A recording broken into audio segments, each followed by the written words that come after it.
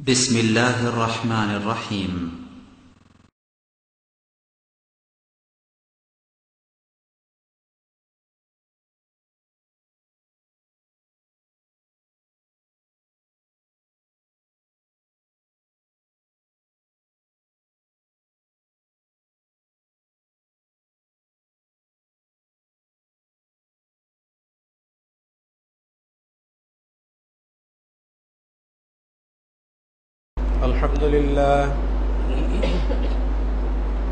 الحمد لله نحمده ونستعينه ونستغفره ونؤمن به ونتوكل عليه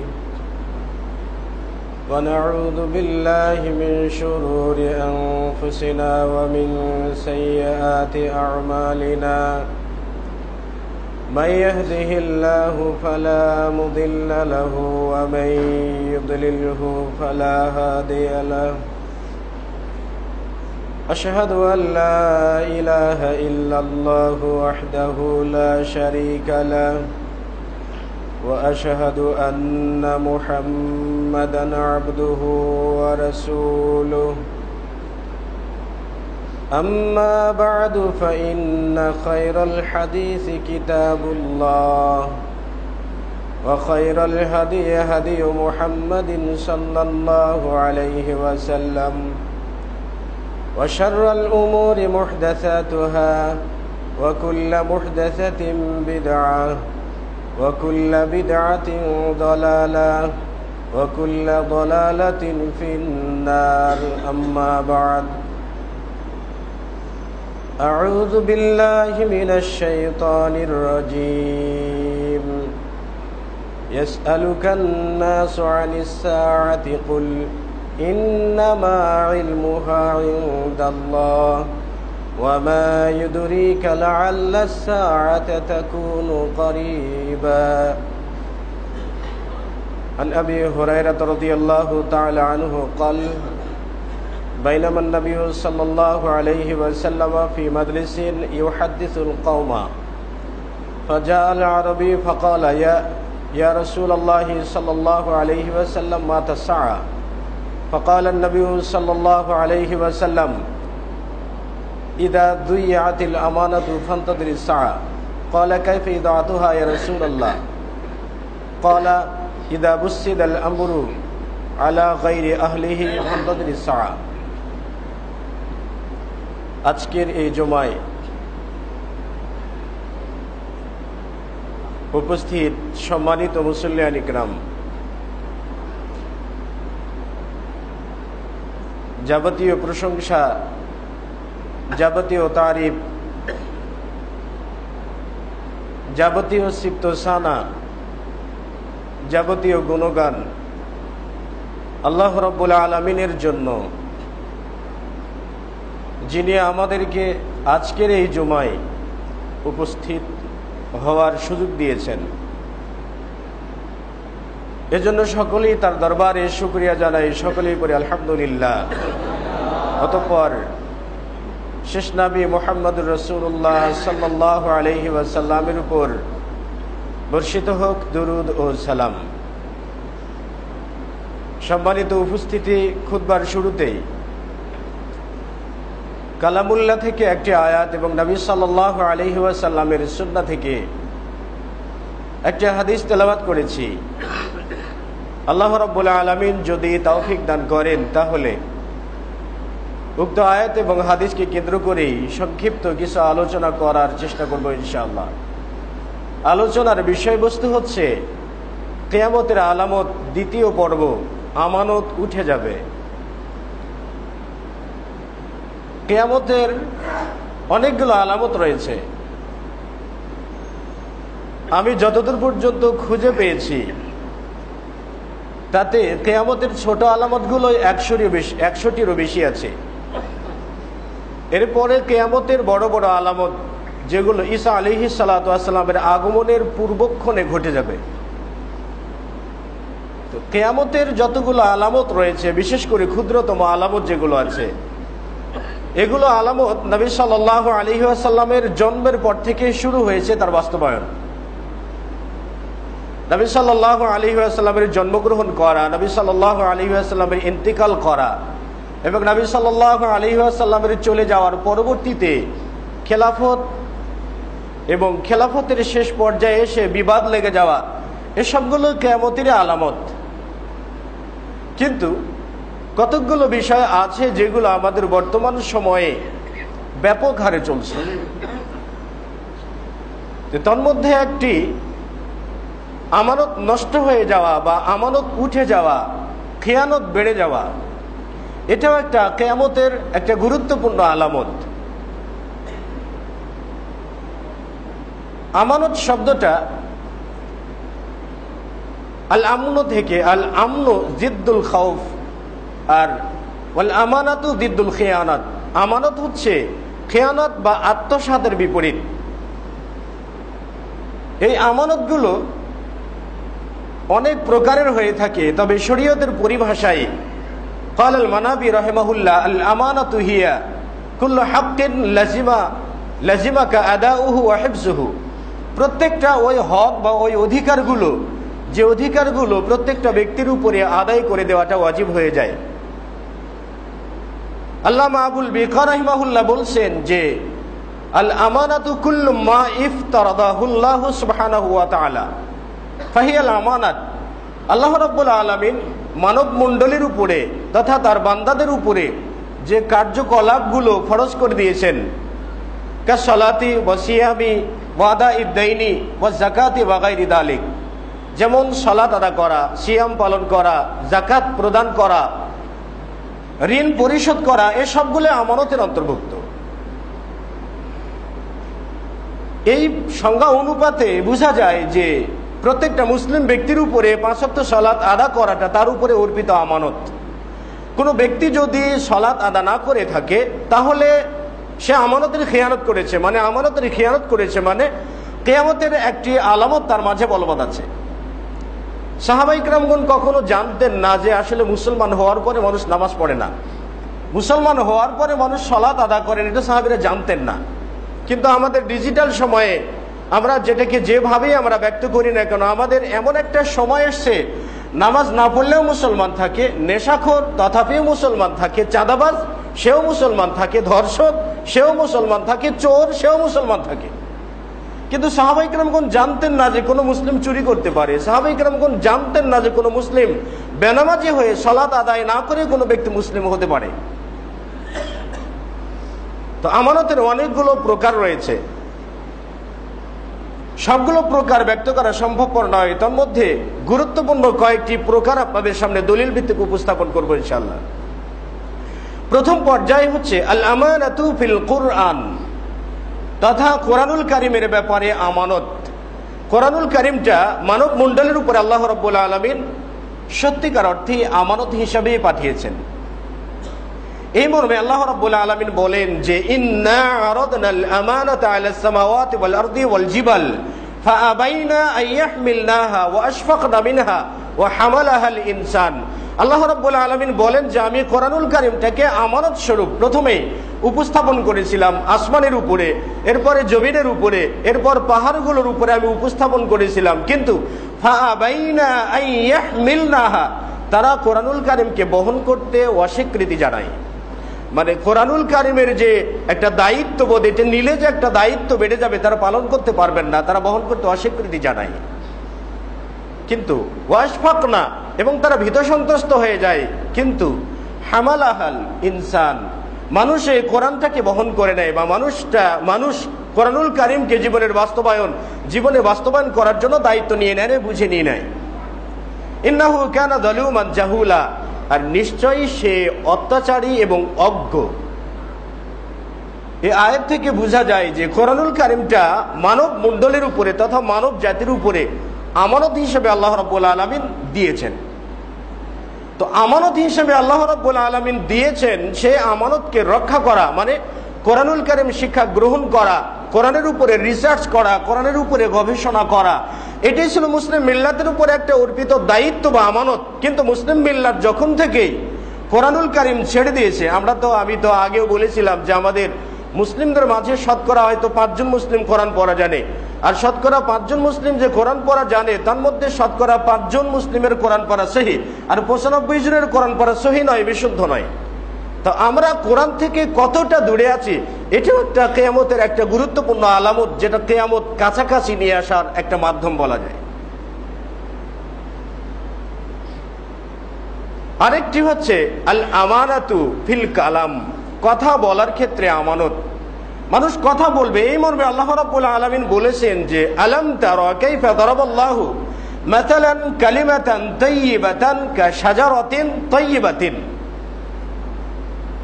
আল্লাহ রাব্বুল আলামিন বলেছেন যে হে রাসূল, আপনি কি দেখেছেন কাইফা দারাবাল্লাহু মাসালান, আল্লাহ রাব্বুল আলামিন কিভাবে দৃষ্টান্ত দিয়েছেন, কিভাবে উপমা দিয়েছেন, কিভাবে দৃষ্টান্ত উপস্থাপন করেছেন। সত্য কথা বলা, হক কথা বলা, পবিত্র কথা বলাকে একটা সুস্থ গাছের সঙ্গে, আসলুহা সাবিতুন ফারউহা ফিস সামা, এমন একটি গাছ যে গাছের মূল শিকড়গুলো অবিকৃত অবস্থায় আছে, মূল শিকড়গুলো মজবুত আছে, আর গাছের শাখা বা পাতাগুলো আসমানের দিকে উঠে যাচ্ছে। এই গাছের মতো হচ্ছে সত্য কথা বলা বা হক কথা বলার দৃষ্টান্ত আল্লাহ রাব্বুল আলামিন দিলেন। আরো খোলাসা করে বলতে হয়, যেমন ধরে নিন একটি গাছ যদি সুস্থ গাছ থাকে তাহলে তার মূল শিকড়টা জমিনের ভিতরে গেড়ে গেছে, আর গাছের পাতাগুলো ডালপালাগুলো উপরের দিকে গেছে। গাছে কতগুলো উপকার আছে, যেমন একটি গাছ কার্বন ডাই অক্সাইড গ্রহণ করে এবং সেখান থেকে অক্সিজেন সাপ্লাই করে। যে অক্সিজেন গ্রহণ করে মানুষ বেঁচে থাকে, মানে মানুষ বেঁচে থাকার একটা উত্তম মাধ্যম হচ্ছে গাছের ছেড়ে দেওয়া অক্সিজেন। তাহলে এদিক থেকে গাছ মানুষের মাঝে উপকার ছড়িয়ে দিচ্ছে, মানুষকে উপকার করছে, এটা গাছের একটা উপাদান। আর মূল শিকড়টা ভিতরে আছে। আবার প্রতি বছরে গাছ ফল দিচ্ছে মানুষকে, ফল ভক্ষণ করে মানুষ ফল ভক্ষণ করছে, ফলের বীজগুলো আবার বপন করছে, এখান থেকে গাছের একটা প্রজনন ছড়িয়ে যাচ্ছে। অনুরূপভাবে সত্য কথা বলা, হক কথা বলা মানুষের মাঝে এমন একটা মূল শিকড়, এই সত্যের প্রভাবটা যদি একজন মানুষের মাঝে থাকে তাহলে এই মানুষের দ্বারা যতগুলো কল্যাণমূলক কাজ আছে সবগুলোই তার দ্বারা আদায় করা সম্ভব। কিন্তু সত্য নামক একটা বীজ, সত্য নামক একটা মূল শিকড় যদি মানুষের মাঝে না থাকে তাহলে এই মানুষের মাঝে কিচ্ছুই নেই বলা চলে। তো বর্তমান সময়ে যদি এটাকে আমরা বিশ্লেষণ করে দেখি, আমাদের মাঝে সত্যের কোনো বালাই নেই। আরে বাবা, সত্যের কথা বলবেন কোথায়? এদেশের তো হাজারো ওলামায়ে কেরামগণ মিথ্যা কথা বলে টাকা নিয়ে যান। মিথ্যা কথাকে কোরআন সুন্নাহর নসিহত হিসাবে উপস্থাপন করে, বানোয়াট কথাকে কোরআন সুন্নাহর নসিহত বলে উপস্থাপন করে পরের দিন সকালে 40,000 50,000 টাকা আমরা সম্মানই দিয়ে দিচ্ছি, হুজুর সাহেব নিয়ে যান, সারা রাত অনেক ওয়াজ করেছেন। কিন্তু হুজুর তো সারা রাত মিথ্যা কথা বলেছে। হুজুরদের মাঝে যখন সত্য কথার অতটা প্রকোপ নেই, সাধারণ জনগণ তো কি করে বা সত্য কথা বলবে? ব্যবসা বাণিজ্য সর্বক্ষেত্রে মিথ্যা, সাক্ষী দিতে যাবেন মিথ্যা সাক্ষী, মামলা করতে যাবেন মিথ্যা সাক্ষী উপস্থাপন না করতে পারলে আপনার মামলাই নেবে না। আপনি যদি থানাতে যান, মামলা করতে যদি যান, তাহলে আপনাকেই বলে দেওয়া হবে মামলাটাকে এভাবে এভাবে সাজাতে হবে, মানে যতটুকু অপরাধ নয় তার চাইতে কমপক্ষে 5 গুণ বেশি সাজাতে হবে, নইলে মামলাও নেওয়া হবে না। তাহলে প্রত্যেকটা জায়গাতে যখন মিথ্যার সয়লাভ, তাহলে কিয়ামত আসতেই বা আর কতদিন দেরি আছে? ওয়াল আমানাতু ফিল বাই'i, চতুর্থ প্রকার হচ্ছে ব্যবসায়িক ক্ষেত্রে আমানত। এটা তো আমাদের জীবনটাকেই শেষ করে ফেলেছে। ব্যবসায়িক ক্ষেত্রে আমানত, আল্লাহ রাব্বুল আলামিন বলেছেন যে ওয়াইলুল লিল মুতাফফিফিন আল্লাযীনা ইযা ক্তালু আলান নাসি ইস্তাওফুন, যারা মাপে কম দেয় তাদের জন্য ধ্বংস, তাদের জন্য ক্ষতি। এখানে অনেক উলামায়ে কেরামগণ বলছেন ওয়াইলুন হচ্ছে একটি জাহান্নামের নাম। তাই যদি হয় তাহলে ওয়াইলুন লিল মুতাফফিফিন, যারা মাপে কম দেয় তাদের জন্য ওয়াইলুন নামক জাহান্নাম রয়েছে। অনেক উলামায়ে কেরামগণ অর্থ করেছেন যে ওয়াইলুন শব্দের অর্থ হলো ধ্বংস। তাহলে ওয়াইলুন লিল মুতাফফিফিন, যারা মাপে কম দেয় তাদের জন্য ধ্বংস। তো যেই দিক থেকে যায় না কেন তাদের জন্য ধ্বংস। আল্লাযীনা ইযা ক্তালু আলান নাসি ইস্তাওফুন, যখন তারা মানুষের কাছ থেকে মেপে নেয় তখন সমান করে নেয়। ওয়া ইযা কালুহুম আও ওয়াজানুহুম, যখন তারা মানুষকে মেপে দেয় অথবা ওজন করে দেয় তখন কম করে দেয়। এটা তো আমাদের মাঝে ব্যাপক আছে। আসলে ওজনে কম করে দেওয়ার পর্যায়টা বিভিন্ন রকমের হতে পারে। আমি 2009 সালে একটা মোবাইল কিনেছিলাম, সেই সময় 4,500 টাকা দিয়ে একটা মোবাইল ফোন কিনেছিলাম। তা আমি দোকান থেকে মোবাইল ফোন বিশ্বাস করে কিনে নিয়ে আসলাম 4,500 টাকা দিয়ে। তিনি রসিদ কেটে দিলেন, সবকিছু মানে ওয়ারেন্টি সহ সবকিছু দিয়ে দিলেন আমাকে। আমি ওয়ারেন্টি নিয়ে আমি যখন মাদ্রাসায় চলে আসলাম, তখন আমার এক ভাই বলছে, আপনি যে মোবাইলটা কিনে নিয়ে আসছেন, এই মোবাইলটা আজ থেকে 6 বছর আগে থেকে ব্যবহার হচ্ছে, ব্যবহার হয়ে পচল ধরে গেছে, এই মোবাইলটা মার্কেটে উঠিয়ে বিক্রি করে দিয়েছে। এটি তো ব্যবসায়িক নীতি। এটাকে বলে কিয়ামতের আলামত। আমানত উঠে যাবে। প্রত্যেকটা ব্যবসায়ীর উপরে দায়িত্ব কি থাকে, যে তার কাছে যে ব্যক্তি যে জিনিসটা কিনতে আসবে সেটা তাকে স্বাচ্ছন্দ্যে ভালো জিনিসটা তার কাছে পৌঁছিয়ে দেবে, খেয়ানত করবে না, মাপে কম দেবে না, কারোর কাছ থেকে বেশিও নেবে না। এটাই ব্যবসায়িক ব্যক্তির উপরে দায়িত্ব থাকে। ব্যবসার ক্ষেত্রে এটা আমানত। আর এই আমানত যখন উঠে যাবে তখন তো কিয়ামত কাছাকাছি চলে আসবে। কিয়ামতের অনেকগুলো আলামত আল্লাহ রসুলের জামানা থেকে শুরু হয়েছে, বর্তমানে তো ফলে যাচ্ছে। আল্লাহ রসুলের জামানায় ও ব্যবসায়িক ক্ষেত্রে এই বিষয়গুলো চলছে। আবু হুরায়রা রাদিয়াল্লাহু তাআলা আনহু থেকে বর্ণিত, তিনি বলেন যে মারান নবী সাল্লাল্লাহু আলাইহি ওয়াসাল্লাম আলা সুবরাতি তাআম, আল্লাহ রসুল একটা খাদ্য স্তূপের নিকট দিয়ে অতিক্রম করে যাচ্ছিলেন। যেতেই ফাদখালাত, আল্লাহ রাসূল সাল্লাল্লাহু আলাইহি ওয়াসাল্লাম তার হাত প্রবেশ করিয়ে দিলেন। ফাদখালা ইয়াদাহু, তার হাতটাকে খাদ্যের মধ্যে ঢুকিয়ে দিলেন। ফানালাত আসাবিউহু বালালান, আল্লাহ রাসূলের হাতের আঙ্গুলিতে ভিজা লেগে গেল, পানির একটা রস লেগে গেল আল্লাহ রাসূলের হাতে, তিনি ভিজা পাইলেন খাদ্য। আল্লাহ রাসূল বললেন যে মাহাদা ইয়া সাহিবা তাম, ভিতর থেকে ভিজা খাদ্য উঠিয়ে আল্লাহ রাসূল ব্যবসাদারকে বলছে যে মাহাদা ইয়া সাহিবা তাম, আরে খাদ্যের ব্যবসাদার, আমার হাতে ভিজা খাদ্য কেন আসলো? ব্যবসাদারের তো আবার অনেকগুলো টেকনিক জানা থাকে। সে বলছে যে আসাবাতুহুস সামাউ ইয়া রাসূলুল্লাহ সাল্লাল্লাহু আলাইহি ওয়াসাল্লাম, বৃষ্টি হয়েছে ইয়া রাসূলুল্লাহ, খাদ্যের উপরে বৃষ্টি হয়ে গেছে, এজন্য ভিজে গেছে। আল্লাহ রাসূল বললেন আফালা জাআলতাহু ফাওকাত তাম, আরে ভিজে গেছে ঠিক আছে, খাদ্যকে কেন তুমি খাদ্যের উপরে রাখলে না? হাত্তা ইয়ারাবুন নাস, যাতে মানুষেরা খাদ্য দেখতে পেত। ভিজা খাদ্য নেওয়া যাবে, শুকনা খাদ্য নেওয়া যাবে, ভিজা নেওয়া যাবে না, মানুষ যাচাই করে বাছাই করে খাদ্য গ্রহণ করতে পারতো, কেন তুমি করলে না? আল্লাহ রাসূল বললেন মান গাশা ফালাইসা মিন্নি, যে ব্যক্তি মানুষকে ধোঁকা দেয় সে আমার উম্মত নয়। যে ব্যক্তি মানুষকে ধোঁকা দেয় সে ব্যক্তি আমার উম্মত নয়। আমাদের সমাজে তো ধোঁকার অনেকগুলো উপকরণ রয়েছে, যেমন মরিচের গুঁড়ার ভিতরে মুরগির বিষটা দেওয়া হয়ে থাকে, আবার ইটের গুঁড়া দেওয়া হয় হলুদের গুঁড়ার ভিতরে, আরো অনেকগুলো আছে। আপনি বাজার থেকে যদি আপনি 1 কেজি কিনেন বা 1/2 কেজি আঙ্গুর কিনে নিয়ে আসেন, আঙ্গুর যদি কিনে নিয়ে আসেন তাহলে গাছ থেকে আঙ্গুর পেড়ে আপনি যদি বাড়িতে রাখেন, 1 সপ্তাহ আঙ্গুরটাকে আপনি রাখতে পারবেন না, পচল ধরে যাবে। আর আপনি বাজার থেকে আঙ্গুর কিনে নিয়ে এসে এটাকে আপনি মাসের পর মাস রেখে দিতে পারবেন। আমরা বাস্তবে যেটা দেখি, আমাদের গাছ থেকে যখন আমরা গাছ থেকে যখন আমরা আম পেড়ে নেই, আম পেড়ে নেওয়ার পরে পাকার পরে আমটা 2 দিনও রাখা যায় না, 3 দিনও রাখা যায় না, পচল ধরে যায়। আর বাজারে সেই আমটাকে সারা বছর যাবৎ পাকা আম বিক্রি করছে ব্যবসাদাররা, কোথা থেকে পাচ্ছেন? তাহলে কি এটা মঙ্গল গ্রহের কোনো গাছ থেকে উৎপাদিত হয় নাকি পৃথিবীর গাছ থেকে উৎপাদিত হয়? এটা কিভাবে রাখছেন? অবশ্যই এর মধ্যে খেয়ানত আছে, এর মধ্যেই আমানত উঠে যাচ্ছে। তার মানে বাজার থেকেও যদি আপনি ফল কিনে খান, তথাপিও আপনার মৃত্যুর ঝুঁকি থাকে। এখন তো বলছে যে এই যে ফরমালিন যুক্ত খাবার খেলে সর্বশেষ চূড়ান্ত পর্যায়ে ক্যান্সার হতে পারে, এটা তো এখন ডাক্তাররা বলছে। তাহলে এই সবগুলো আমাদের বাজারকে সয়লাভ করেছে নকল দিয়ে, বাজারটা সয়লাভ হয়ে গেছে ধোঁকাবাজি দিয়ে, বাজারটা সয়লাভ হয়ে গেছে আমানতের খেয়ানত দিয়ে। তাহলে এই বাজার পরিস্থিতি, বর্তমানের যে বাজার পরিস্থিতি, এটাও কিয়ামতের একটা গুরুত্বপূর্ণ আলামত। মানে এটা আমানতই নষ্ট হয়ে যাওয়ার একটা নমুনা। আল্লাহর রাবে, আমানত নষ্ট হয়ে যাওয়ার বা আমানতের 4র্থ প্রকার হচ্ছে আল আমানাতু ফিল হুকাম, বিচারিক ব্যবস্থার আমানত বা প্রশাসনিক আমানত।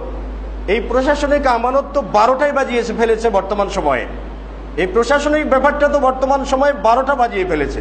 কিভাবে বলবেন এই বিষয় সম্পর্কে আল্লাহ রাব্বুল আলামিন বলেছেন যে ইন্নাল্লাহা ইয়া'মুরুকুম আন তুআদ্দুল আমানাতি ইলা আহলিহা, আল্লাহ রাব্বুল আলামিন তোমাদেরকে নির্দেশ দিয়েছেন যে হকদারের হক তার কাছে আমানত স্বরূপ তার কাছে পৌঁছিয়ে দাও।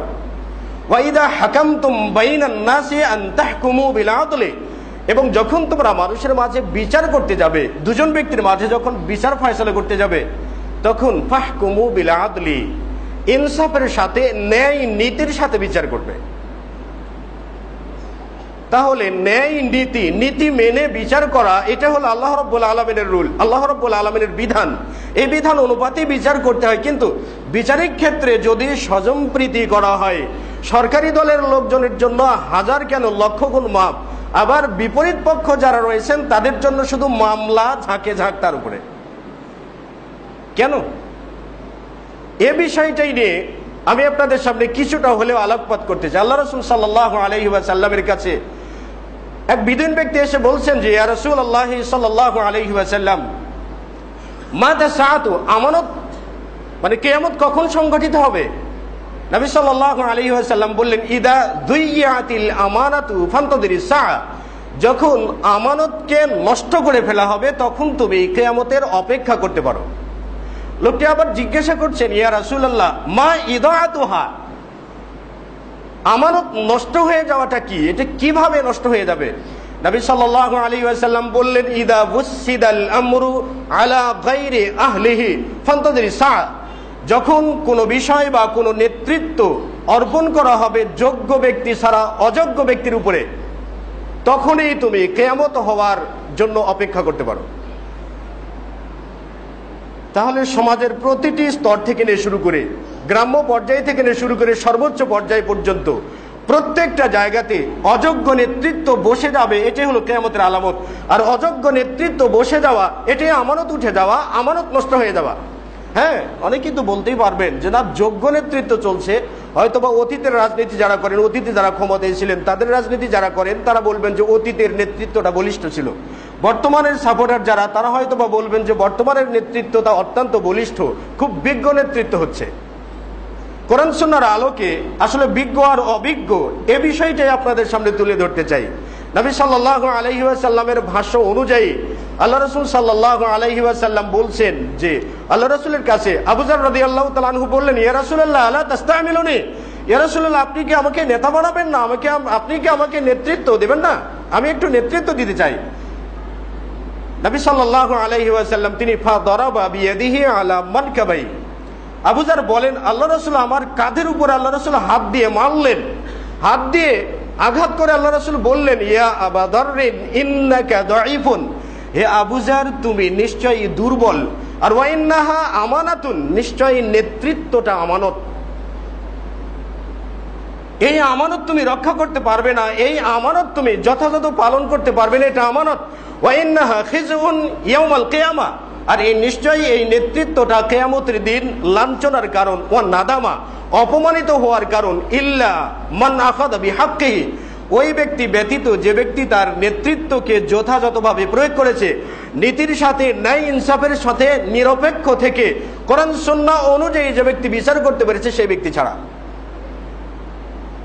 আবু যর আল্লাহ রাসূলের সাহাবী, আমরা জানি একজন বিজ্ঞ সাহাবী, তিনি যদি নেতৃত্ব দেওয়ার মতো অযোগ্য ব্যক্তি হয়ে থাকেন তাহলে যাদের ইসলামের কোনো জ্ঞানই নেই তারা কি করে নেতৃত্বের যোগ্য হতে পারে? প্রথমত অযোগ্যতার প্রমাণ হচ্ছে নেতৃত্ব চেয়ে নেওয়া। আবু মুসা থেকে বর্ণিত, তিনি বলেন যে দাখালতু আনা ওয়া রাজুলানি মিন বনি আম্মি, তিনি বলছেন যে আমি এবং আমার চাচার গোত্র থেকে দুইজন ব্যক্তি আমরা আল্লাহ রাসূলের কাছে প্রবেশ করলাম।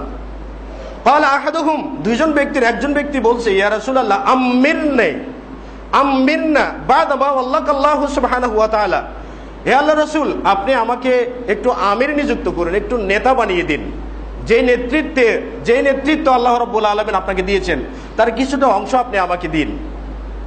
অকাল আল-আখার মিসলা যালিকা, আরেকজন ব্যক্তি সেরকমই কথা বলছেন। আল্লাহ রাসূল সাল্লাল্লাহু আলাইহি ওয়াসাল্লাম বললেন যে ওয়াল্লাহি লা নুওয়াল্লি আলা হাদাল আমাল, আল্লাহর কসম করে বলছি আমি এই নেতৃত্বটা দেই না, মানে আমার কাজের দায়িত্ব কার উপর দেই না, মান সাআলাহু, যে ব্যক্তি ওটা চেয়ে নেয়। অফির রিওয়ায়াতিন, আমি ওই ব্যক্তিকে নেতৃত্ব দেই না, মান হারাসা আলাইহি, যে ব্যক্তি নেতৃত্বের খয়ের খা, যে ব্যক্তি নেতৃত্বের উপরে আগ্রহী হয়ে থাকে আমি তাকে নেতৃত্ব দেই না। তার মানে আল্লাহ রাসূলের বিচার অনুযায়ী যে ব্যক্তি নেতৃত্ব চেয়ে নেয় সে ব্যক্তি যে নেতৃত্বের অযোগ্য, এটা হলো তার প্রথম প্রমাণ।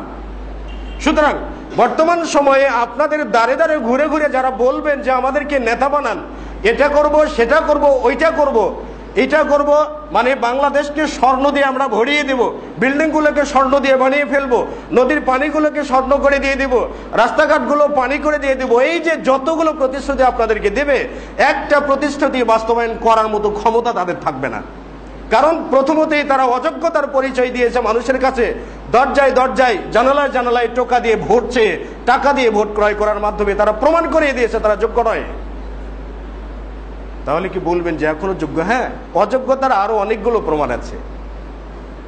আমি যতদূর পর্যন্ত জানি যে অতীতে একজন মন্ত্রী বলেছিলেন, সেই সময় নাকি হরতালে কয়েকজন লোক মারা গিয়েছিল। মন্ত্রীকে জিজ্ঞাসা করা হলে মন্ত্রী তখন বলেছিলেন যে আল্লাহর মাল আল্লাহ নিয়ে গেছে, তো আমি করব কি? তো ঠিক আছে, আল্লাহর মাল আল্লাহ নিয়ে গেছে, আল্লাহর মাল আল্লাহ পাহারা দিবেন, আপনার মন্ত্রিত্ব দিয়ে কি হবে? এটা অতীতে বলেছিলেন একজন। পরবর্তীতে আবার আরেকজন বলেছিলেন, যখন রানা প্লাজা ধস নামে তখন বিরোধী দলের ধাক্কাতে সেটা পড়ে যে এতগুলো মানুষ মারা গেছে। আবার আরেকজন বলেছিলেন যে বাংলাদেশ থেকে জঙ্গিবাদ নির্মূল করার জন্য মসজিদ মাদ্রাসাগুলো বন্ধ করে দেওয়া দরকার। আবার আরেকজন নেতৃত্ব স্থানীয় ব্যক্তি, তিনি এক সময় নেতৃত্ব দিয়েছিলেন বাংলাদেশের, তিনি বলেছিলেন ভাত না খেয়ে আলু খান। আবার আরেকজন বলেছিলেন বাংলাদেশের মানুষ 5 বেলা ভাত খায়, তার মানে বাংলাদেশের মানুষ বিশ্বের ভিতরে সবচাইতে বড় পেটুক। বাংলাদেশের নেতৃত্বে যারা বসে থাকবেন তাদের কাণ্ড জ্ঞানহীন কথা বলা, এটি কি অযোগ্যতার প্রমাণ নয়? উপযুক্ত জায়গাতে থেকে ভাষা বলতে পারেন না, কথা বলতে পারেন না, এটি কি অযোগ্যতার প্রমাণ নয়? আমরা কি অযোগ্য ব্যক্তিদেরকে এ যাবৎ বসাইনি? আমরা অযোগ্য ব্যক্তিদেরকে বসিয়েছি। কখন থেকে বসিয়েছি? অনেক আগে থেকেই বসিয়েছি। শুধু বাংলাদেশের জীবনই নয়, অন্যান্য দেশের ক্ষেত্রে একই পর্যায়ে চলে আসছে। আরেকটি প্রমাণ আছে, ক্ষমতায় গেলে নামতে না চাওয়া। আবু হুরায়রা রাদিয়াল্লাহু তাআলা আনহু থেকে বর্ণিত, তিনি বলেন ইন্নাকুম সাতাহরুসুনা আলাল ইমারাত, নিশ্চয়ই তোমরা নেতৃত্বের উপরে এতটাই লোভী হবে যে এই নেতৃত্বে উঠলে তোমরা কেউ আর নামতে যাবে না। ইন্নাকুম সাতাহরুসুনা আলাল ইমারাত, তোমরা নেতৃত্বের উপরে লোভী হয়ে পড়বে, তবে এই নেতৃত্বটা সাতাকুনু নাদামাতান ইয়াউমাল কিয়ামা, এই নেতৃত্বটাই কিয়ামতের দিন লাঞ্ছিত হওয়ার কারণ হতে পারে, অপমানিত হওয়ার কারণ হতে পারে। এরপর আল্লাহ রাসূল বললেন নি'মাল মুরদিআতু ওয়া বিইসাল ফাতিমাতু। নি'মাল মুরজিয়া, আল্লাহ রাসূল একটা রূপক কথা বলে দিলেন যেটা সরাসরি অর্থ মেইনটেইন করা যায় না। নি'মাল মুরজিয়া মানে দুধ পানকারিনী উত্তম, ওয়া বিইসাতিল ফাতিমা, যে দুধ ছাড়াই সে কতই না খারাপ, এরকম বুঝায়। তার মানে হচ্ছে নেতৃত্ব গ্রহণ করাটা, বাচ্চাকে যখন কোনো মা তার বুকে লাগিয়ে দেয় দুধ পান করার জন্য, তো বাচ্চাকে যখন বুকে লাগাই তখন বাচ্চাটা যেমন আনন্দিত হয়, তখন আমার উম্মতের মাঝে একটা গ্রুপ যখন নেতৃত্ব পাবে তারা এতটাই খুশি হয়ে যাবে।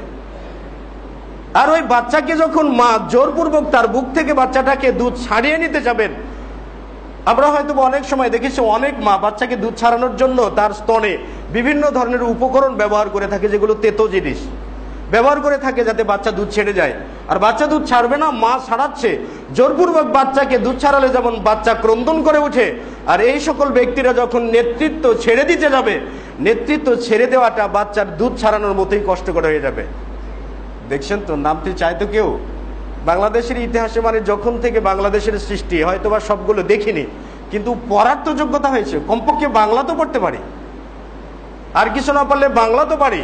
আমার জীবনে আমার যতটুকু মনে হয়, আমাদের দেশ মানে বাংলাদেশের জন্মের পর থেকে কেউ স্বেচ্ছায় কখনো নামেনি, কেউ স্বেচ্ছায় কখনো নামেনি।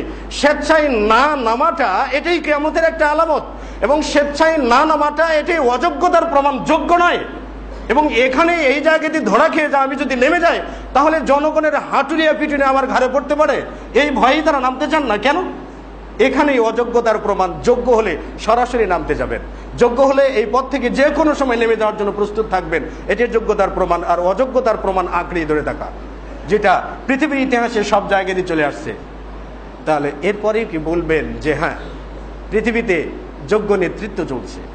নবী সাল্লাল্লাহু আলাইহি ওয়াসাল্লামকে জিবরিল আলাইহিস সালাতু ওয়াসাল্লাম জিজ্ঞাসা করলেন, ইয়া রাসূলুল্লাহ আখবিরনি আনিস সাআ, আমাকে কিয়ামত সম্পর্কে বলুন। নবী সাল্লাল্লাহু আলাইহি ওয়াসাল্লাম বললেন, মাল মাসউলু আনহা বিআলাম মিনাস সাইল, জিজ্ঞাসিত ব্যক্তি জিজ্ঞেসকারী ব্যক্তির চাইতে বেশি জানেন না। এরপরে জিবরিল আলাইহিস সালাতু ওয়াসাল্লাম আবার বললেন, আখবিরনি আন আমারাতিহা, আপনি কিয়ামতের আলামত সম্পর্কে আমাকে অবহিত করুন। নবী সাল্লাল্লাহু আলাইহি ওয়াসাল্লাম বললেন, আন তালিদাল আমাতু রাব্বাতাহা, দাস তার মুনিবকে জন্ম দেবে।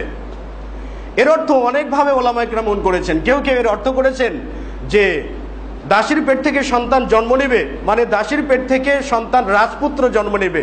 রাজপুত্র জন্ম নেওয়ার পরে উত্তরাধিকারী সূত্রে তিনি বাদশা হবেন, আর তার মা সেই বাচ্চার দাসী হিসেবে থাকবেন।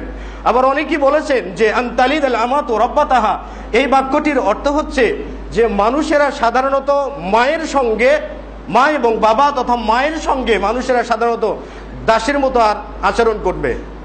বর্তমান সময়ে এটাও বাস্তবায়িত হয়েছে, কারণ বৃদ্ধাশ্রমে যতগুলো মায়েরা চলে গেছেন তাদের সঙ্গে সন্তানরা কি দাসের মতো আচরণ করেননি? যদি সত্যি মা এবং ছেলের মতো আচরণ হয়ে থাকতো তাদের মাঝে, আমার মনে হয় না বৃদ্ধাশ্রমে তাদের যেতে হতো না। কারণ এখানে মায়ের সঙ্গে দাসের মতোই আচরণ করা হয়। যখন যে একটা রেডিও, মানে রেডিও বলতে মোবাইল আর কি, আপনারা তো মোবাইল কানে ধরিয়ে কথা বলেন, তো আপনার বিছানাতে বড় একটা মোবাইল, 2 টেঙ্গা মোবাইল থাকবে, থেকে আপনাকে যখন সারা রাত পড়াবে না, সকালে তো আপনার মেজাজটা 160 ডিগ্রি গরম হয়ে গেছে।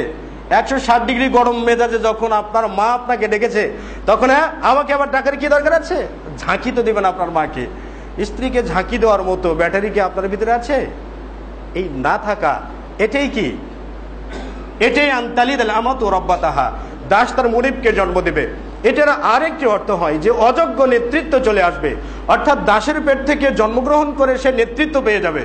বর্তমান বিশ্বের যদি নেতৃত্বর ইতিহাসটা যদি আপনারা জানতে চান, যেমন এক সময়ের প্রতাপশালী প্রেসিডেন্ট ছিলেন সাদ্দাম হোসেন। এই সাদ্দাম হোসেন একেবারে নিম্ন পরিবার থেকে উঠে এসেছিলেন। বারাক ওবামার জন্মস্থান কেনিয়া, তার ব্যাপারেও তো জানেন, তাই না? এরপরে জর্জ ডব্লিউ বুশ, সে এক সময় পায়খানার দারোয়ানি ছিল, তার পিতৃপুরুষদের পরিস্থিতিটা নিম্নই ছিল। তারপরে ভারতের সাবেক প্রেসিডেন্ট আবুল কালাম আজাদ, অনেক প্রসিদ্ধ ভারতে, তার পরিচিতির কোনো হিসাব নেই। তিনি এক সময় হকার ছিলেন, কবিতা বিক্রি করে বেড়াতেন। তাহলে এই সবগুলো দেখবেন আনতালিদাল আমাতু রাব্বাতাহা, মানে ওই যে দাসীর পেট থেকে, মানে দিনহীন আভিজাত্যহীন পরিবার থেকে উঠে এসে তারা নেতৃত্ব দিবে সমাজে, এটাও হতে পারে। যা হোক, আনতালিদাল আমাতু রাব্বাতাহা ওয়া আনতারাল হুফাতাল উরাতাল আল্লাতা রিআশাই ইয়াতাতাওয়ালুনা বিল বুনিয়ান, দেখবে যে নগ্ন পা নগ্ন দেহ বিশিষ্ট ব্যক্তি, এরাই উঁচু উঁচু বড় বড় অট্টালিকা নির্মাণ করবে। মুসলিমের 10 নম্বর হাদিসে উল্লেখ করা আছে, আবু হুরায়রা থেকে বর্ণিত, তিনি বলেন যে আনতারাল হুফাতাল উরাতাল আল্লাতা আসুম্মাল বুকমা মুলুকুল আরদি। তিনি বললেন নগ্ন পা নগ্ন দেহধারী ব্যক্তি, আসুম্ম বধির, বুকমা বোবা, এই সকল ব্যক্তিরাই থাকবে মুলুকুল আরদি, পৃথিবীর রাজত্ব করে বেড়াবে। আচ্ছা, বোবা বুঝেন তো? এই বোবাকে আল্লাহ রাব্বুল আলামিন কিভাবে ব্যবহার করেছেন? ওয়ালাকাদ দারানা লি জাহান্নামা কাসীরাম মিনাল জিন্নি ওয়াল ইনসি লাহুম কুলুবুল লা ইয়াফকাহুনা বিহা ওয়া লাহুম আ'য়ুনুল লা ইবসিরুনা বিহা ওয়া লাহুম আযানুল লা ইয়াসমাউনা বিহা। ওই সকল ব্যক্তিরা যাদের চক্ষু থাকা সত্ত্বেও তারা দেখে না, দৃষ্টি কর্ণ থাকা সত্ত্বেও তারা শোনে না, অন্তর থাকা সত্ত্বেও তারা উপলব্ধি করে না। সুম্মুম বুকমুন উমিয়ুন ফাহুম লা ইয়ারজিউন, তারা বোকা, তারা বধির, তারা অন্ধ, তারা প্রত্যাবর্তন আর করবে না। দুটো আয়াতে কারিমা থেকে বোঝা যায় ইসলাম শোনার পরেও মানার মতো যোগ্যতা যার নেই, কোরআন সুন্নাহ দেখার পরেও পড়ার মতো যোগ্যতা যার নেই, মানার মতো যোগ্যতা যার নেই, এগুলোকেই বলা হয় আসুম্মুল বুকমু। বর্তমান সময়ে পুরা পৃথিবীর উপরে যদি একটা জরিপ চালানো হয়, আচ্ছা বলুন তো, কেউ কি বলতে পারবেন যে অমুক জায়গার প্রেসিডেন্টরা খুব আল্লাহভীরু, খুব কোরআন সুন্নাহ বুঝে? আরে ভাই, ধর্মমন্ত্রী ধর্ম সম্পর্কে কিছু বুঝে না, অজ্ঞ ব্যক্তি ধর্মমন্ত্রী হয়। কেন? ধর্মমন্ত্রী করার জন্য কি কোনো বিজ্ঞ আলেমকে পাওয়া যায় না? দেশ থেকে কি সবগুলো উঠে গেছে, সবাইকে মারা গেছে? এগুলোকেই বলে অযোগ্য নেতৃত্ব। আল্লাহ রাসূল তাই বলেছিলেন, ইদা বুসিদাল আমরু আলা গায়রি আহলিহি, যখন নেতৃত্ব, কোনো কাজের নেতৃত্ব দেওয়া হবে এমন মানুষকে যে ব্যক্তি উপযুক্ত নয়, ফান্তাদরি সা, তখনই তুমি কিয়ামতের অপেক্ষা করো, তখনই কিয়ামত এসে যেতে পারে। আরো অনেকগুলো বিষয় আছে, আরো অনেকগুলো পর্যায় আছে। নবী সাল্লাল্লাহু আলাইহি ওয়াসাল্লাম বলেছেন যে কিয়ামতের দিন ইয়াজিউল মাকতুল বিল কাতিল হত্যাকারী ব্যক্তিকে ধরে নিয়ে আসবে কিয়ামতের দিন। আল্লাহ রাব্বুল আলামিনের দরবারে যে জিজ্ঞাসা করবে, ইয়া রাব্বুল আলামিন সাল লিমা কতানি, সাল লিমা কতালানি, ইয়া রাব্বুল আলামিন আপনি তাকে জিজ্ঞাসা করুন কেন সে আমাকে দুনিয়াতে হত্যা করেছে। তখন ওই ব্যক্তির সোজা সাপটা জবাব, কতালতু লিমুলকি ফুলানিন, অমুক ব্যক্তির নেতৃত্বে আমি হত্যা করেছি আমি জানি না। অমুক ব্যক্তির নেতৃত্বে মানে বস অর্ডার করেছিল তো মেরেছি, বড় ভাই অর্ডার করেছিল তো মেরেছি, আমাদের বড় বস অর্ডার করেছে তো মেরেছি, কি কারণে মেরেছি এটাও জানি না। আল্লাহ রাসূল সাল্লাল্লাহু আলাইহি ওয়াসাল্লাম বলছেন যে লা তাকুমুস সাআ, কিয়ামত ততদিন পর্যন্ত প্রতিষ্ঠিত হবে না যতক্ষণ পর্যন্ত ইয়াতি আলান নাসি জামানুন, মানুষের মাঝে যতক্ষণ পর্যন্ত এমন একটা সময় না আসবে যে সময় আল কাতিলু লা ইয়ালামু লিমা কতালা, হত্যাকারী ব্যক্তি জানতেও পারবেন না যে একজন মানুষকে হত্যা করলো, কি কারণে সে হত্যা করলো সেটা নিজেও জানে না। ওয়াল মাকতুলু লা ইয়ালামু, এবং মাকতুল ব্যক্তি যাকে হত্যা করা হলো সে ব্যক্তি নিজেও জানবে না যে তাকে কি কারণে হত্যা করা হয়েছে, এ ব্যক্তি নিজেও জানবে না। এই পর্যায়ে যতক্ষণ পর্যন্ত না আসবে ততক্ষণ পর্যন্ত কিয়ামত হবে না। এসেছে তো না, 5 বছরের বাচ্চাকে জবাই করে হত্যা করা হয়, তো এই হত্যা করা বাচ্চা কি জানে আমাকে কেন হত্যা করা হলো? যে হত্যা করেছে সে কি জানে বাচ্চাটাকে কেন হত্যা করলাম? যদি জানতো তাহলে বাচ্চা কি মুক্তিপণ দিতে পারবে? বাচ্চা কি 5 লাখ টাকা দিতে পারবে? বাচ্চা কি রাজনীতি করে না? তাহলে বাচ্চা কি কেন হত্যা করা হলো আর কে হত্যা করলো? যে হত্যা করলো সেও জানে না, বসের অর্ডারে হত্যা করেছে। আর বসদেরকে তো চেনেন না, বসদের গাড়ির সাথে বড় বড় ফ্ল্যাগ থাকে, দেশের জাতীয় ফ্ল্যাগ, জাতীয় পতাকা। এরাই বাংলাদেশের সবচাইতে বড় বড় বস, এরাই বাংলাদেশের সবচাইতে বড় বড় কিলার। আর এই কিলারগুলো কিয়ামতের আগে আগে আরো বেড়েই যাবে। কতদূর পর্যন্ত যাবে আল্লাহ আলাম, আল্লাহ তাআলাই ভালো জানেন। নবী সাল্লাল্লাহু আলাইহি ওয়াসাল্লাম বলেছেন লা তাকুমুস সাআ, কিয়ামত ততদিন পর্যন্ত প্রতিষ্ঠিত হবে না যতদিন না ইরফাউল ইলমু, বিদ্যা উঠে যাবে, ইয়াকতুরুল জিহলু, অজ্ঞতা বেড়ে যাবে, আরো ওয়া ইয়াকতুরুল হাজালু, এবং হত্যাকাণ্ড বেড়ে যাবে। যতক্ষণ না হত্যা বেড়ে যাবে ততক্ষণ পর্যন্ত কিয়ামত হবে না, আল্লাহ রাসূল সাল্লাল্লাহু আলাইহি ওয়াসাল্লামের ভবিষ্যৎবাণী। সুতরাং হত্যাকাণ্ড বেড়ে যাবে আমাদের সময়, এবং নেক্সট মানে দিন যাবে আরো বেড়ে যাবে। হত্যাকাণ্ডের যদি জরিপ চালায় তাহলে প্রথম বিশ্বযুদ্ধে মানুষকে হত্যা করা হয়েছিল 1,50,00,000। দ্বিতীয় বিশ্বযুদ্ধের রিপোর্ট নিয়ে ইখতিলাফ আছে, মতপার্থক্য আছে। কারো মতে 5,50,00,000 মানুষ হত্যা হয়েছে দ্বিতীয় বিশ্বযুদ্ধে। আবার কেউ বলছেন যে 2.5 কোটি মানুষকে হত্যা করা হয়েছে দ্বিতীয় বিশ্বযুদ্ধে।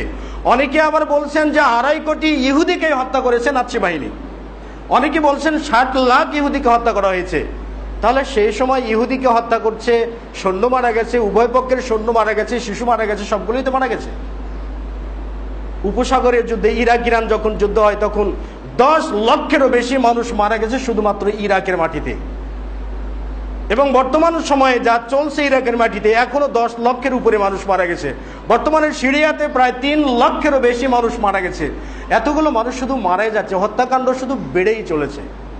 এমনকি এই হত্যাকাণ্ড বেড়ে যাবে কিয়ামতের আগ পর্যন্ত।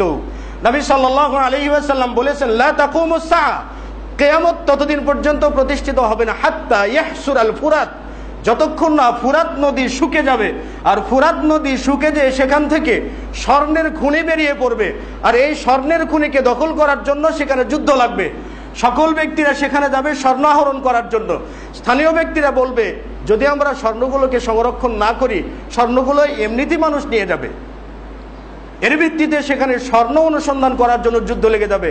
আল্লাহ রাসূলের ভবিষ্যৎবাণী অনুযায়ী সেই যুদ্ধে যারা অংশগ্রহণ করবে 99 জন ব্যক্তি সেখানে নিহত হয়ে যাবে। একজন ব্যক্তি যারা থাকবে তারা মনে করবে যে বাঁচিয়ে যাবে, সে বলবে মনে হয় যুদ্ধ থেকে আমি একাই বেঁচেছি আর কেউ বাঁচেনি। আর একজন যে বেঁচে গেছে সেও মনে করবে যুদ্ধক্ষেত্র থেকে হয়তো আমি একজনই বেঁচেছি আর কেউ বাঁচেনি। এত হত্যাকাণ্ড সেখানে চলবে। আপনারা জানেন তো ফোরাত নদী কোথায়? আল্লাহ রাসূলের ভবিষ্যৎবাণী ফোরাত নদী শুকে যাবে এবং স্বর্ণের খনি বেরিয়ে পড়বে। ফোরাত নদীটা ইরাকের মধ্য দিয়ে প্রবেশ করেছে, তুরস্ক হয়ে সিরিয়ার ভিতর দিয়ে চলে গেছে। ফোরাত নদী শুকে যাওয়ার অনেকগুলো কারণ বর্তমানে বাস্তব রূপ নিয়েছে। যেমন তুরস্ক ফোরাত নদীতে একটা গহীন বাঁধ দিয়েছে, আতাতুর্ক নামে একটা বাঁধ দিয়েছে। সিরিয়াতেও অনেকগুলো বাঁধ রয়েছে, তুরস্কেও অনেকগুলো বাঁধ রয়েছে। নদীতে বাঁধ দেওয়া হয়েছে এবং তন্মধ্যে প্রসিদ্ধ বাঁধ তুরস্কের মাঝে সবচেয়ে বড় বাঁধ হচ্ছে আতাতুর্ক বাঁধ, এবং সিরিয়াতে রয়েছে সাওরা বাঁধ। এই বাঁধগুলো দেওয়ার মাধ্যমে নদীগুলোকে শুকিয়ে ফেলা হচ্ছে। আপনারা তো জানেন যে যমুনা নদী শুকিয়ে গেছে, তিস্তা কেন শুকিয়ে গেছে? ভারতের ব্যারাজের কারণে, তাই না? তো বাঁধের কারণে নদী শুকিয়ে যায়। আর নদী শুকিয়ে যাওয়ার, ফোরাত নদী শুকিয়ে যাওয়ার যতগুলো উপকরণ, যা কিছু করা দরকার, এখন বর্তমান সময়ে তুরস্কের সরকার, সিরিয়ার সরকার, ইরাকের সরকার সবগুলো করে যাচ্ছে। এখন বর্তমানে ফোরাত নদীর যতগুলো পানি থাকার কথা ততগুলো পানি নেই। আমাদের দেশে যে মরা খাল আছে না, মরা খাল যেগুলোতে পানি চলে না, এরকম একটা অবস্থা। কোথাও কোথাও মোটামুটি পানি আছে, আবার কোথাও কোথাও মরা খালের মতো পানি আছে। তো অচিরেই হয়তোবা আমরা বেশি দিন অপেক্ষা করতে হবে না। আমাদের প্রজন্ম হয়তো আল্লাহর রহমতে যদি নাও দেখতে পারি, তাহলে আমাদের পরবর্তী প্রজন্ম দেখে যেতেই পারে, অস্বাভাবিক কিছু নয়। তাহলে ফোরাত নদী শুকিয়ে যাওয়ার পথে এবং খনিগুলো আসবে, এবং গন্ডগোলটা শুরু হয়ে গেছে সিরিয়া কেন্দ্রিক, ইরাক কেন্দ্রিক এবং তুরস্ক কেন্দ্রিক। জানি না এটার দীর্ঘকাল কতকাল যাবৎ চলবে, আল্লাহ তাআলা আলাম। তাহলে হত্যাকাণ্ড বেড়ে যাবে, ফোরাত শুকে যাবে। ফোরাত শুকে যাওয়ার একটা যতগুলো পন্থা, সবগুলো পন্থা অবলম্বন করা হয়েছে। এমনও হতে পারে যে স্বর্ণের খনি নিয়ে যে দাঙ্গাটা শুরু হবে, সেই দাঙ্গার প্রধান কারণটা বা ফোরাত শুকে যাওয়ার প্রধান কারণটাই বাদ, এটাও তো হতে পারে। কারণ ইসলামে কথাও বলা নেই ফোরাত নদী কিভাবে শুকে যাবে। আকাশে পানি উড়ে যেয়ে শুকে যাবে, না জমিনে দেবে যেয়ে শুকে যাবে, নাকি বাদ দিয়ে শুকে ফেলবে, এটা বলা হয় নাই। সুতরাং এটাও একটা কারণ হতে পারে ফোরাত নদী শুকিয়ে যাওয়ার। তো হত্যাকাণ্ড একের পর এক চলতেই থাকবে কিয়ামতের দিন। নবী সাল্লাল্লাহু আলাইহি ওয়াসাল্লাম বলেছেন যে লাউ আন্না আহলাস সামাওয়াতি ওয়াল আরদি, যদি আসমান এবং জমিনের অধিবাসী সকলেই মিলে যদি ইশতারাকু ফি দামিন মুমিনিন, একজন ইমানদার ব্যক্তিকে হত্যা করার জন্য সকলেই ঐক্যবদ্ধ হয়, আর সবাই পরস্পর সহযোগিতা করে একজন ব্যক্তিকে যদি হত্যা করে ফেলে, তাহলে লা আকাব্বাহুমুল্লাহু ফিন্নার, আল্লাহ রাব্বুল আলামিন আসমান এবং জমিনের সকল ব্যক্তিকেই, মানে ফেরেশতা, মানুষ, সকলকেই, লা আকাব্বাহুমুল্লাহু ফিন্নার, সকলকে আল্লাহ রাব্বুল আলামিন জাহান্নামে দেবেন, এতে তিনি কোনো পরোয়াই করবেন না। তাহলে হত্যাকাণ্ড বেড়েই চলছে, চলতেই থাকবে। আচ্ছা বলুন তো, এগুলো চলে কোত্থেকে? গুম হয় কার কারণে? চুরি, ছিনতাই, ডাকাতি সন্দেহে গণপিটুনি, তারপরে বাচ্চাকে কিডন্যাপ করে তার বাবার কাছে মুক্তিপণ দাবি, 5 লাখ টাকা দাবি। আচ্ছা বলুন তো, এগুলো কেন হয়? সবচেয়ে বেশি হত্যাকাণ্ড সংগঠিত হয় কেন? অযোগ্য নেতৃত্বের ফলেই হয়। নবী সাল্লাল্লাহু আলাইহি ওয়াসাল্লাম বলেছেন, আল্লাহ রাসূলের একটি ভবিষ্যৎবাণী রয়েছে, সেখানে আল্লাহ রাসূল সাল্লাল্লাহু আলাইহি ওয়াসাল্লাম বলেছেন, কিয়ামত ততদিন পর্যন্ত আসবে না যতদিন পর্যন্ত না মানুষ গনিমতের মালকে রাষ্ট্রীয় মাল হিসেবে গ্রহণ করবে, রাষ্ট্রীয় মাল ব্যক্তি তার নিজের মাল হিসেবে গ্রহণ করবে। বুঝতে পেরেছেন?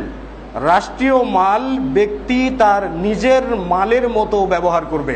রাষ্ট্রীয় মাল একজন ব্যক্তি কতটুকু ব্যবহার করতে পারেন?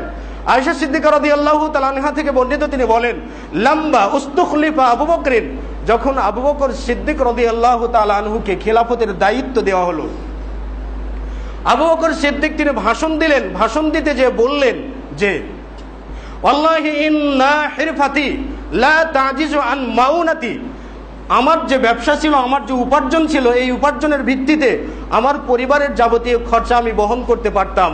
কিন্তু আবু বকর যখন রাষ্ট্রীয় কাজে ব্যস্ত হয়ে পড়েছেন, তখন আবু বকরের পরিবারের যতগুলো সদস্য আছে, এই সবগুলো রাষ্ট্রীয় মাল থেকে তারা ভক্ষণ করতে পারবেন।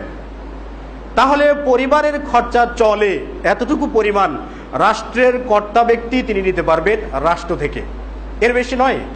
নবী সাল্লাল্লাহু আলাইহি ওয়াসাল্লাম বলছেন, মানিস্তামালনা আমালান আলা আমালিন, যে ব্যক্তিকে আমরা কোনো কাজের নেতৃত্ব দিয়ে থাকি, রাষ্ট্রীয় কোনো নেতৃত্ব যদি আমরা কাউকে দিয়ে থাকি, আরফা রাযাকনাহু রিজকান, তার জন্য যদি রিজিকের ব্যবস্থা করে দেওয়া হয় রাষ্ট্রের পক্ষ থেকে, ফামা আখাযা বা'দা যালিকা, এই রাষ্ট্রের পক্ষ থেকে তার খরচ বহন করার পরেও যদি কোনো ব্যক্তি সামান্য পরিমাণেও নিজের জন্য গ্রহণ করে থাকে রাষ্ট্র থেকে, ফাহুয়া গুলুল, এটাই খেয়ানত হবে, এটাই বিশ্বাসঘাতকতা হবে, এটাই আত্মসাৎ হবে।